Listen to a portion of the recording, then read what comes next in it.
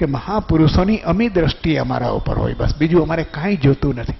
અને જ્યારે જ્યારે કોઈ પ્રસન્ન થાય ત્યારે સાચો સાધક, સાચો મોક્ષુ એક જ માગશે, પ્રભુ કશું જ જોઈતું નથી, આપની કૃપા, આપની અમી દ્રષ્ટિ, બસ તમારી અમી દ્રષ્ટિ છે એમાં અમારે બધું આવી ગયું. કોઈ ચીજ, કોઈ પદાર્થ નથી, મારી કોઈ મુશ્કેલી નથી પ્રભુ, મને કાંઈ તકલીફ નથી. જે કંઈ મારા કર્મોના ઉદયને કારણે જે કંઈ મારા વિપાક થયા છે એ બધા બરોબર છે, હું એને સહન કરીશ. પણ પ્રભુ આપની કૃપા એવી કે જેથી મારામાં કશાય જાગે નહીં, મારામાં વિભાવ જાગે નહીં, મારામાં વિકાર જાગે નહીં, હું મારા સ્વભાવથી ચલિત ન થાવ, મારો સંભાવ ન તૂટે કોઈ પણ સ્થિતિની અંદર. કર્મ તો જેવા બાંધ્યા છે એવા જ ઉદયમાં આવવાના છે. કોઈને શું દોષ દેવો? નિમિત્તને દોષ નહીં દેવાનો, સ્વજનોને દોષ નહીં દેવાનો, સાથીઓને દોષ નહીં દેવાનો. આ દ્રષ્ટિ નથી. પોતાના કરેલા કર્મ સિવાય જે વાવ્યું છે એ જ લણવાનું આવ્યું છે. હવે શું કરશું? જ્યારે કર્મ બાંધ્યા ત્યારે વિચાર નથી કર્યો. બંધ સમય ચિત્ત ચેતીએ રે ઉદયેશો સંતાપ. હવે સંતાપ શું કામ કરસ? બાંધ્યા ત્યારે ચેતવાની જરૂર હતી. કઈ વાંધો નહીં, ભૂલી જાઓ. અજ્ઞાન કાળ ગયો તે ગયો. હવે પરમાત્માનું શરણું મળ્યું છે, હવે પ્રભુનું શાસન મળ્યું છે. હવે પ્રભુ પાસે હું અમી દ્રષ્ટિ માગું છું. બસ પ્રભુ તમારી અમી દ્રષ્ટિ મળો. તમારી અમી દ્રષ્ટિ હશે તો હું મારા કર્મોને વિદારી શકીશ અને હું મારા આત્માને નિર્મળ કરી શકીશ. કર્મના ભારથી હું મુક્ત થઈ શકીશ. પર્યુષણ પર્વ કર્મને કાપવાનું પર્વ છે, કર્મને બાળવાનું પર્વ છે. તપથી કર્મ બળે છે અને એની અંદર અમી દ્રષ્ટિ માગે છે. શાસ્ત્રકારો, જ્ઞાની ભગવંતો, ગીતાર્થ ગુરુવંતો આનો મહિમા સમજાવે છે કે આનું રહસ્ય સમજો. પ્રભુના દર્શન કરીને આપણે એનું દર્શનની દ્રષ્ટિ મેળવવી છે, અમી દ્રષ્ટિ આપણા ઉપર. માટે પ્રભુનું દર્શન કરવા જાઓ, રોજ દેરાસરમાં જાઓ, દિગંબર શ્વેતાંબર, કોઈ ખટપટમાં નહીં પડો, પણ પરમાત્માના દર્શન કરો. આવો નિયમ કરો. મનમાં ગ્રંથિ બાંધી લીધેલી છે, છોડી જાઓ. ઘણી ભૂલ કરી, અનાદિથી ચાલે, ક્યાં બાંધીને જવી છે? હવે કેટલા ભવ સુધી ફરવું છે? અમી દ્રષ્ટિ માગો પ્રભુ પાસે જઈને. પૂજા ન ફાવે તો ન કરવી, પણ ભાવ પૂજા જેવું તો કોઈ બીજું ઉત્કૃષ્ટ પૂજા નથી. કરવી એમાં શું? પ્રભુની સ્તોત્ર કરો, સ્તુતિ કરો. જ્ઞાની પુરુષો આનું રહસ્ય બતાવે છે કે પ્રભુના સાધના કાળની અંદર 4 ઘટનાઓ,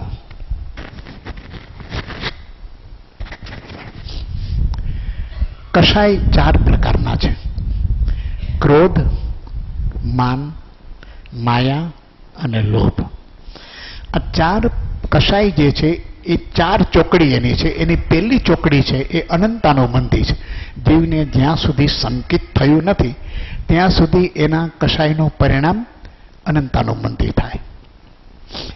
તો આવી જ્યારે અનંતાનુબંધી કશાય છે, એ કશાય કેવી રીતે ટળે?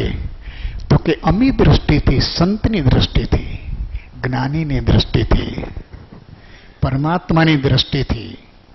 જે દ્રષ્ટિ પ્રભુ દર્શન કરે તે દ્રષ્ટિને ધન્ય છે, એ ટળે. ભગવાનના જીવનની આ 4 ઘટનાઓ, એનો વિશેષ આપણે જરા વિચાર કરી અને આપણા સમય મર્યાદામાં આ ચરિત્રને તો ગાવા બેસીએ તો 8 દિવસ ઓછા પડશે. પ્રભુ મહાવીર ચરિત્ર ગાવું છે તો પેલું કે છે કે અનંતાનુબંધી લોભ. લોભ બધા પાપનું મૂળ છે, બધા પાપનું મૂળ લોભ. ભગવાને દીક્ષા લીધી એટલે એણે બધા વસ્ત્રોનો ત્યાગ કર્યો, આભૂષણોનો ત્યાગ કર્યો. પણ કલ્પ એવો છે કે દેવો જ્યારે સભામાં હાજર હોય ત્યારે એમાંથી એક દેવ દૃશ્ય એને ભગવાનના ખભા ઉપર મૂકી દીધું. ભગવાનની મર્યાદાની એ રક્ષા દેવ દૃશ્ય કરે છે. પ્રભુ વસ્ત્ર ધારણ કરતા નથી, આવી રીતે આવી જાય છે. આ આવી ગયેલું હતું વસ્ત્ર. ભગવાનને તો વસ્ત્ર છે કે નથી એ કોઈ વિકલ્પ નથી, એ ચાલ્યા જાય છે. એને ભગવાને દીક્ષા લેતા પહેલા 1 વર્ષ સુધી વરસીદાન આપ્યું છે.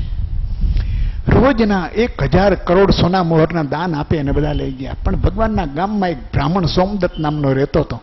એ ત્યારે એક ભિક્ષાટન કરવા માટે તેને 12 ગામ ગયો અને ત્યારે ભગવાનને દીક્ષા માટે તેને આવું ભગવાનનું વર્ષીદાન ચાલે અને ઓલો ગામની બહાર, અને અહીંયા દાનના ધોધ વરસે, અને ઓલો પૈસા માટે ગામડા ઘૂમતો હોય બિચારો. અને ઓલી ભટાણી બિચારી ત્યારે મોબાઈલ નહોતો ને તરત બોલાવત કે જલ્દી પાછા આવો, પીવું પેલી પેસેન્જરમાં આવો, અહીંયા દાનના ધોધ વરસે છે ને તમે ક્યાં ભાગ્યા છો. પણ ટપાલ વ્યવહાર હતું નહીં, ખેપિયાનો કોઈ સંદેશો પહોંચે એમ નહોતો. આ ભટજી તો નીકળાતા ગામતરું કરવા કે હવે તો ખૂબ માગીને થોડુંક ભેગું કરીને આવું તો આ ભટાણીને સમજાવવું. એ બિચારા પાછા આવ્યા, ત્યાં ભગવાને દીક્ષા લઈ લીધી હતી. હે અભાગ્યા, તારા પ્રમાણે હું પડી છું. જો અહીંયા દાનના મેઘ વરસતા હતા અને ત્યારે તું તાંબિયું લેવા માટે થઈને વિદેશમાં ફરતો હતો. જા, એ ભગવાન છે, હવે કંઈક છે અને તને ઓળખે છે, ગામનો છું, ના નહીં પાડે. ઓલો વિચાર કરે છે, જાય છે અને જુએ છે તો ભગવાને તો પોતાનું બધું જ સર્વસંગ પરિત્યાગ કર્યો છે. એના કલ્પનામાં તો એને પહેલી વાર જોયું કે આવો ત્યાગ, આની પાસે શું માગવું? કાંઈ નથી, કાંઈ નથી. છતાં ઘરે જવાની હિંમત નથી, જવાબ દેવો પડે. એણે કહ્યું ચાલો પ્રભુને પ્રાર્થના કરું. એણે કહ્યું પ્રભુ માફ કરજો, આપના દાન પ્રસંગની અંદર મારી હાજરી નહોતી, પણ હવે હું અકિંચન છું, દરિદ્રની અંદર છું. અને ભગવાને એના તરફ અનુકંપા માટે કહે છે કે વસ્ત્રનું દેવદૂષીનું અડધું ચીરી અને એને આપ્યું, જા તને આમાંથી કંઈ મળે તો લઈ જાય. ઓલો તો દોડતો દોડતો ગામમાં આવ્યો. ગામમાં આવીને કે ઓહો, તો ઓલો છેડા વણવા માટે થઈને દરજી પાસે ગયો. દરજી કે ભટજી આ માલ ક્યાંથી ઉઠાવી લાવ્યા? આ વસ્ત્ર દેવદૃશ્ય, આના તો લાખ રૂપિયા દેતા આવો કટકો ન મળે. તો કે આ તો ઓલા સિદ્ધાર્થે મારે ભાઈબંધ હતા એટલે વળી મારા ઉપર કૃપા કરી. હવે એને તો અમથી બધું છોડ્યું છે, એને તો અમથી બધું છોડ્યું. જાઓ બીજો કટકો લેતા આવો, હું સરસ શાંતિ દઈશ અને તમારી જન્મો જન્મનું દારિદ્ર્ય મટી જશે. જાઓ માગ્યું છે તો હવે ક્ષોભ શું, પૂરું માગવું. ઓલો પાછળ જાય છે, લોભને થોભ ન હોય અને જઈને જીવે પણ હિંમત હાલતી નથી ભગવાન પાસે જવાની, માગવાની કે જેણે મને પોતાના વસ્ત્રમાંથી અડધું ફાડીને આપ્યું એની પાસે બીજું કેમ માગવું. ચાલે છે પણ એને મનની અંદર લોભ હોય ને એટલે મતિ પણ અવળી ચાલે, એટલે દુર્બુદ્ધિ આવી ગઈ કે આપણે માગવું નહીં તોય મળી જાય. હવે આ જંગલમાં જાય છે અને વાયરો વાય એટલે આ વસ્ત્ર ક્યાંક ને ક્યાંક ઉડવાનું. ઉડવાનું તો આપણે ક્યાં એની પાસે માગવું છે, આપણે ઉઠાવીને હાલતા થવાનું. એ ભગવાનની પાછળ માઇલો સુધી વિહાર કરે સાથે સાથે. અને પછી બને છે એવું, પવન વાયો છે અને વસ્ત્ર ખભા ઉપરથી ઉડ્યું અને બાજુની ઝાડીની અંદર ફસાઈ ગયો. બ્રાહ્મણ ઉભો રહી ગયો ધારી આગળ, ઝાડી આગળ. પ્રભુ આગળ જ છે, પ્રભુ આગળ જ છે. એને એમ થયું કે હવે જરાક બહુ આગળ ગયા છે એટલે ચાલ કાઢી લઉં.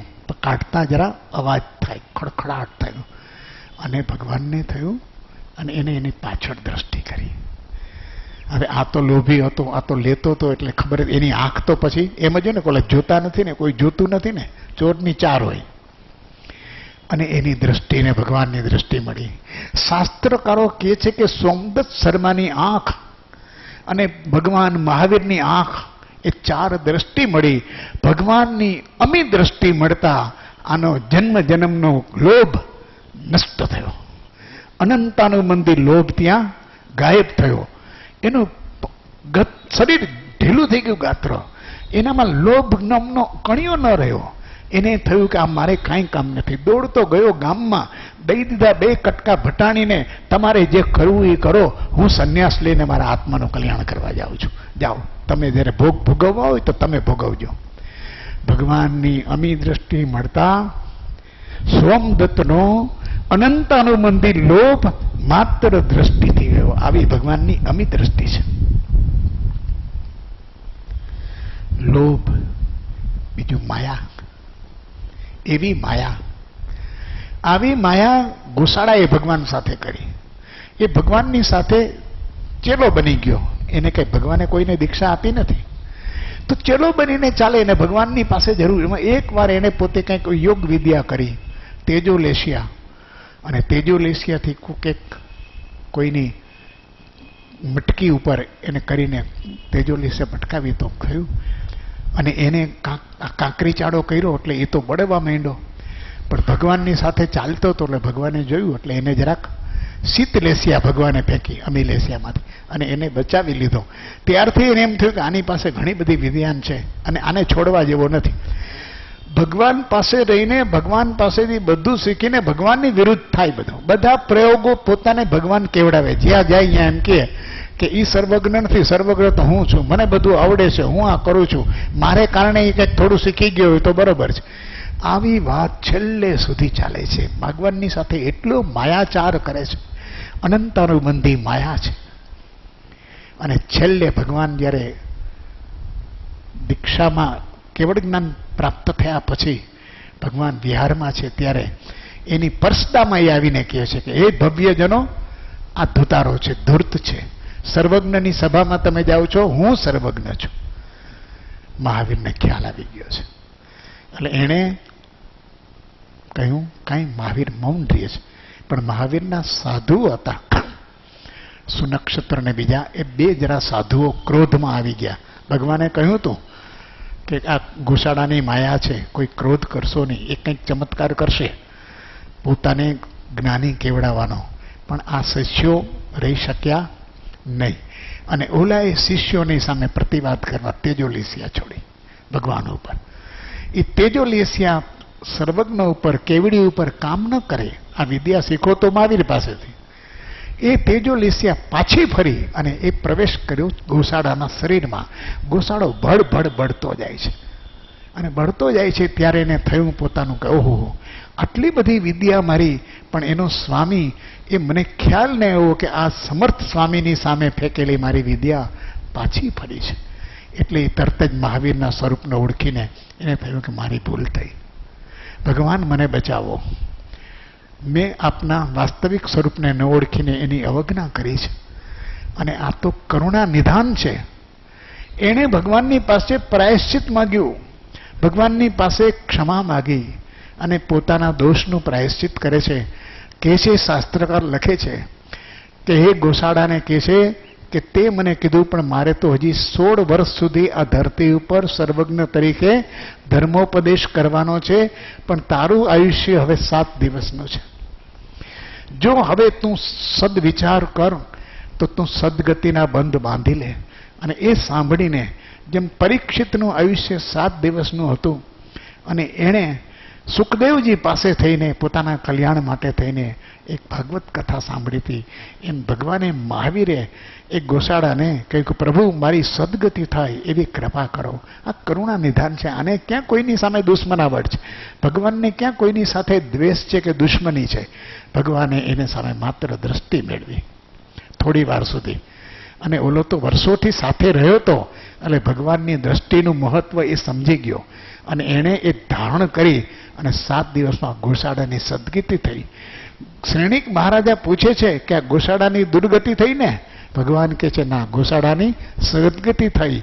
કારણ કે એને તેજોલેશિયા છોડ્યા પછી એને પોતાના અજ્ઞાનનું, દોષનું ભાન થયું છે, અને અમારી સામે એને જે વંદના કરી છે, આ ભગવાનની કૃપા દ્રષ્ટિથી ગોસાડાની અનંતાનુબંધી માયાનો કષાય શાંત થયો, દુર્ગતિના બંધો તૂટી ગયા. ત્રીજો કસાય છે માન. ભગવાનની સાધનાનું વર્ણન દેવલોકમાં થાય છે, અને સંગમ નામનો દેવ કહે કે દેવથી કોઈ દિવસ માનવી ચડે નહીં, કાળા માથાના માનવીનું શું ગજું. અને એ પરીક્ષા કરવા આવે છે કે એનું ગમે તેવું ધ્યાન એને હું ચલિત કરીશ. 6 મહિના સુધી સંગમ દેવના ઉપસર્ગ ચાલે છે, અને એ ઉપસર્ગની અંદર ભગવાન ચલિત થતા નથી.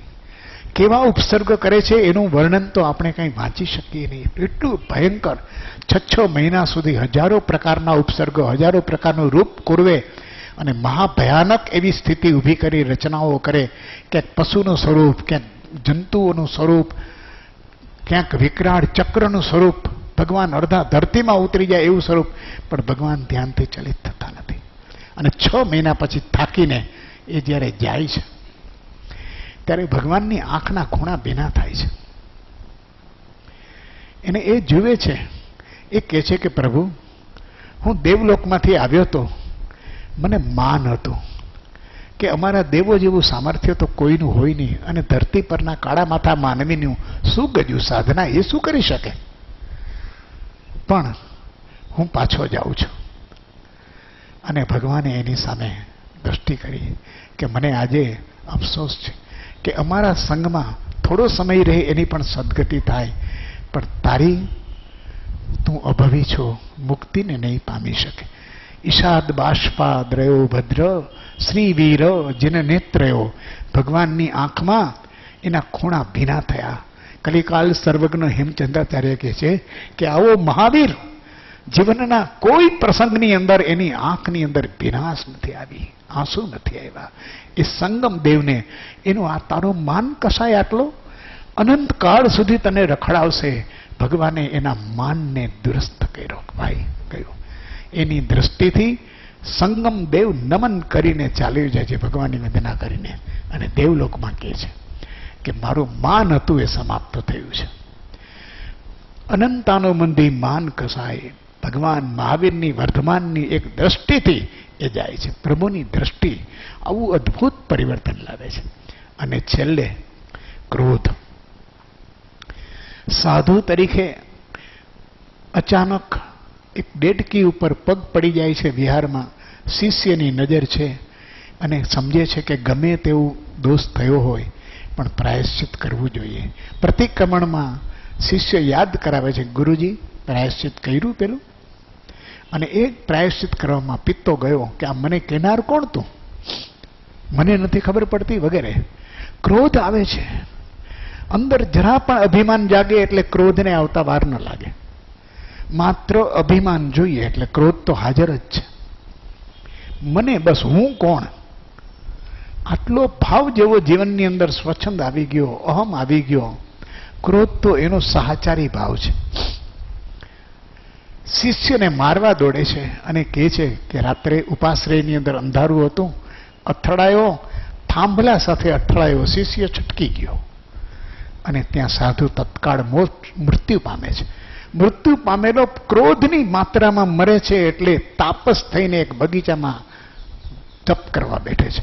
તો બગીચાની અંદર આજુબાજુના છોકરાઓ બગીચામાં ફળ ફૂલ વીણવા આવે, રમત રમવા આવે, અને એની સામે થઈને એને ક્રોધ કે અમારા ઝાડ બગીચાને નુકસાન કરે છે. અને ક્રોધ તો તમતમતો તો ગત જન્મનો તો હતો જ, અને આ જન્મમાં મારાપણું, મારો બગીચો, અને આ કેમ ખરાબ કરે છે. દોડ્યો તે હાથમાં કુહાડો લઈને દોડ્યો. કુહાડો લઈને અંધો ધંધ, પણ વચમાં એક ખાડો આવે છે અને ખાડામાં પોતે પડે છે તો કુહાડી અવળી એના માથે ખોપરી ફાટી જાય છે. આવા ક્રોધની અંદર દેહ છૂટી જાય છે તો મરીને ચંડકોશીઓ નાગ થાય છે. આ ત્રીજો ભાવ એનો, આ ક્રોધની પરંપરા. એ ક્રોધ છૂટતો નથી અને ચંડકોશિયા નાગની અંદર લોકોને, નાગની તો જીભની અંદર ડંસ દેવાની તાકાત હોય, આના તો શ્વાસની અંદર છે.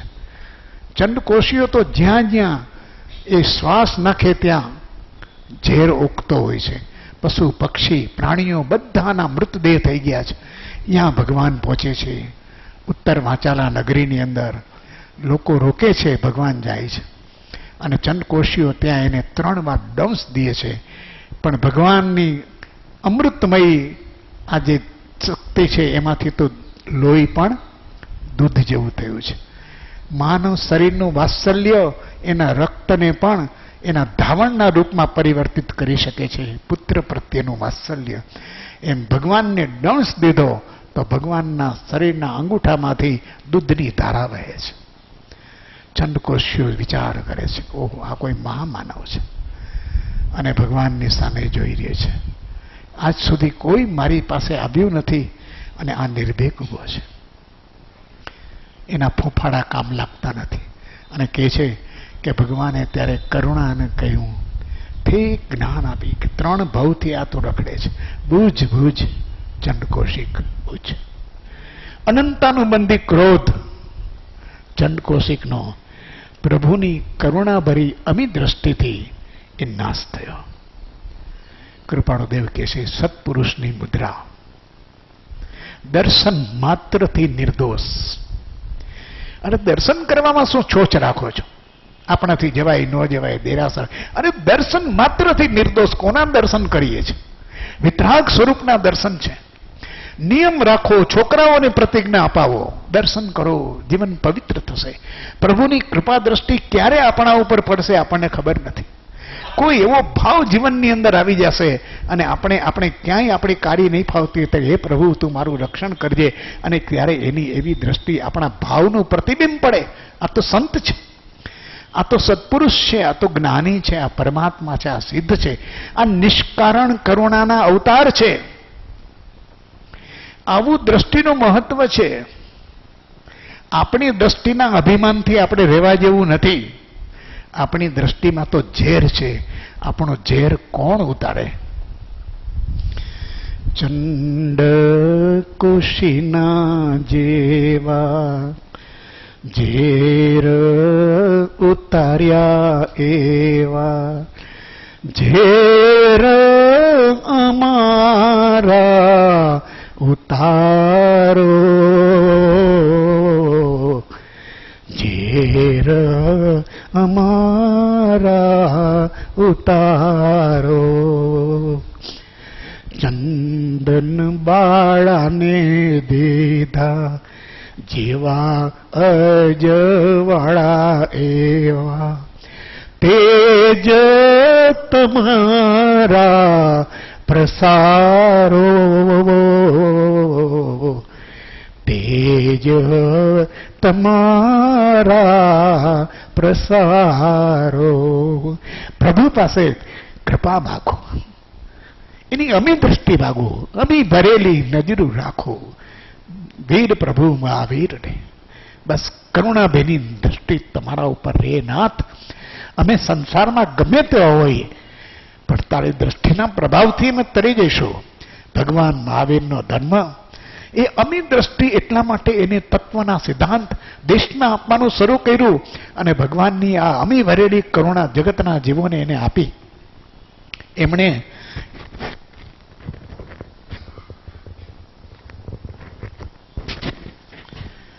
ભગવાનના બોધના સૂત્રો થોડા વિચારીએ. સવેસીમ જીવિયમ પિયમ આ ઉત્તરાધ્યાયમાં બધી સરસ વાત કે છે કે સર્વ જીવો જીવવાને ઈચ્છે છે. એક નાનું એવું જંતુ પણ જીવવા ઈચ્છે ને મરવું નથી. ગમે ત્યાં જીવ જંતુ હોય આપણો જરાક હોય તો ભય સંજ્ઞાથી એ જીવવા ઈચ્છે છે. કોઈને મરવું નથી, કોઈનો વધ નહીં, કોઈનો ઘાત નહીં. સમયા સર્વ ભૂયેસુ, સર્વ જીવો પ્રત્યે સંભાવ રાખો. કોઈ નાનું નથી, કોઈ મોટું નથી, સર્વ જીવ છે સિદ્ધસમ. આજે જે તું જેને માને છે કદાચ એનો મોક્ષ તારા કરતા વહેલો થઈ જશે. તું એની જ પ્રાર્થના કરીશ. માટે કોઈ જીવ પ્રત્યે ક્યાંય ઊંચ નીચનો ભાવ નહીં રાખો, સંભાવ રાખો. અકંત દુઃખા તસ્વ થાવરો. જીવ ત્રસ હોય કે સ્થાવર હોય પણ એ દુઃખથી તો પીડિત છે. એને કોઈ જોઈતું નથી, દુઃખ નથી જોઈતું. જગતના સર્વ જીવો સુખને ઈચ્છે છે. ન હિંસઈ કિંચણમ. કોઈની પણ કિંચિત માત્રામાં પણ તું સંકલ્પથી, ઈચ્છાથી, આશયથી હિંસા કરીશમાં. સહજપણે જે થતો હોય કુદરતનો ક્રમ ચાલ્યા કરે છે. એમાં કોઈ આપણે કંઈ કહીને આપણે કે બોલીએ છીએ તો હિંસા થાય છે. એની ખોટું બુદ્ધિવાદમાં પડીશમાં. તારા સંકલ્પમાં, તારા ભાવમાં, તારા આશયની અંદર માટે કહ્યું છે જૈણા. હું જીવું એવી રીતે જીવું કે જેથી કરીને મારી પ્રવૃત્તિથી, મારા અજાણપણાથી કોઈનું કંઈ અહિત તો થતું નથી ને. માટે જૈણાપૂર્વક જીવવું.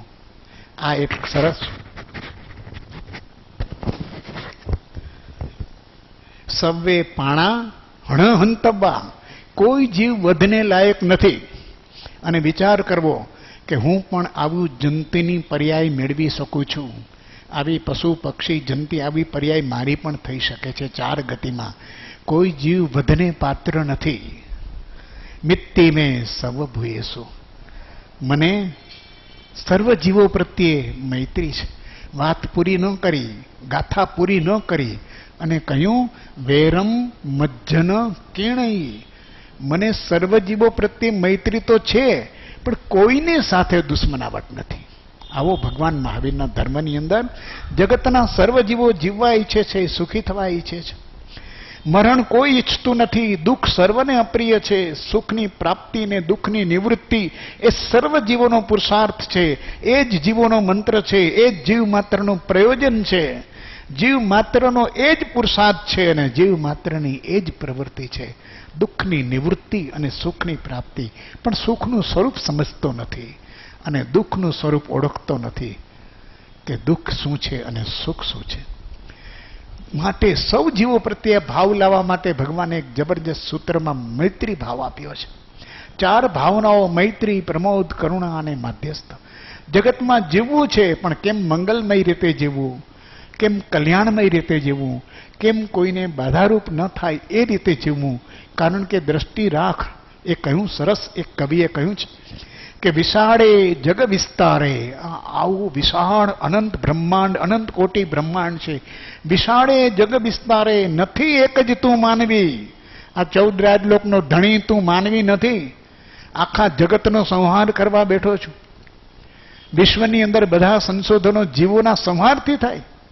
આપણી બધી પ્રગતિ જીવોના, વૃક્ષોના, વનસ્પતિના, જંતુઓના, જીવોના, પશુઓના, પ્રાણીઓના સંહારથી થાય. આપણું ઔષધ, આપણા બ્યુટીના સાધનો એના આધાર ઉપર એકમાત્ર માનવી ખાતર અનંત કોટી જીવોની હત્યા, અનંત કોટી જીવોની હિંસા અને એના આધાર ઉપર આપણું અર્થકારણ, એના આધાર ઉપર આપણું રાજકારણ, એના આધાર ઉપર આપણું શિક્ષણ કારણ, એના આધાર ઉપર આપણું તબીબી કારણ ન ચાલે. નથી એક જ તું માનવી. પશુ છે, પક્ષી છે, પ્રાણી છે, વનોની છે, વનસ્પતિ, પૃથ્વી છે, પાણી છે, વાયુ છે, છે અગ્નિ, અસીમ એવું આકાશ છે. નથી તું એક જ માનવી. આ આખી પ્રકૃતિ ઉપર, આ પ્રકૃતિના બધા પરિબળોને પોતાનું, અને આ બધામાં ચેતના છે. આ બધી 6 કાય જીવોની વિચાર કરીએ તો બધામાં ચેતના છે. પશુ, પક્ષી, પ્રાણી. જૈન દર્શનમાં એટલા માટે કહ્યું કે અપકાયના જીવોની વિરાધના ન કરો, વાયુ કાયના જીવોની વિરાધના ન કરો, પૃથ્વી કાયની ન કરો. આ બધું જ છે પૃથ્વી આખી જગતની અંદર. એ બધામાં પણ કોઈને કોઈનું શરીર જીવ છે.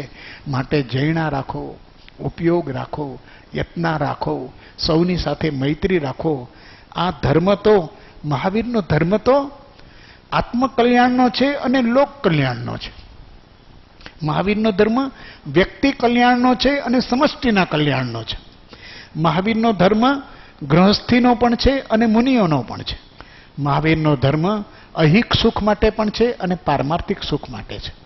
કોઈ વાત પરસ્પર વિરુદ્ધ નથી પણ પરસ્પર પૂરક છે. શ્રાવક ધર્મ અને શ્રમણ ધર્મ એ મળીને સંઘ ધર્મ થાય છે. ભગવાને સંઘની રચના કરી. ચતુર્વિધ સંઘમાં સાધુ સાધ્વી એની સાથે શ્રાવક શ્રાવિકાને મૂકી દીધા. પાર્શ્વનાથ સુધીની અંદર એ પ્રકારની સંઘની રચના હતી. સાંઘિક સાધનાનું સ્વરૂપ ભગવાન મહાવીરના શાસનમાં આવ્યું. ચતુર્વિધ સંઘની રચના ભગવાન મહાવીરના શાસનમાં થઈ. મહાવીરના 10 શ્રાવકો મુનિ ધર્મથી પણ ચડ્યા હતા એવા ભગવાન મહાવીરના સાધકો હતા જેણે મોક્ષની પ્રાપ્તિ કરી છે.